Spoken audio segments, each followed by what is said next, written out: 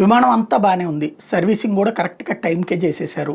అదే సందర్భంలో check list అంటే విమానం బయలుదేరే ముందు కో పైలట్ చేసే చెక్ లిస్ట్ కూడా అంతా పర్ఫెక్ట్గా ఉంది. ఆయిల్ క్వాలిటీ కూడా చెక్ చేశారు, అంతా క్లియర్. కానీ ఎలా జరిగిపోయింది? ఐదర్ కుట్ర. ఎలా కుట్ర అంటే చిప్ ఆధారంగా కుట్ర చేయొచ్చు. చిప్ డూప్లికేట్, లేకపోతే చిప్ మాల్ ఫంక్షన్. చిప్ సరిగ్గా పనిచేయకపోతే, ఇప్పుడు మనం కారులో వెళ్తూ ఉంటాం, దాంట్లో నావిగేషను దాంతోపాటుగా సిస్టమ్స్, అంటే దాంట్లో మనకి నావిగేషన్ అక్కర్లేదు, మనం బయట చూసుకోగలం. కానీ కారులో ఉన్నట్టుండి పవర్ పంపించేటటువంటి సిస్టమ్స్ పనిచేసేటటువంటి సిగ్నల్స్ ఇవ్వకపోతే ఏమైపోతుంది? స్ట్రక్ అయిపోతుంది. ఎలక్ట్రికల్ ఫెయిల్యూర్స్ అంటుంటాం అట్లా. ఇక్కడ అట్లాంటి ఫెయిల్యూరే సంభవించింది.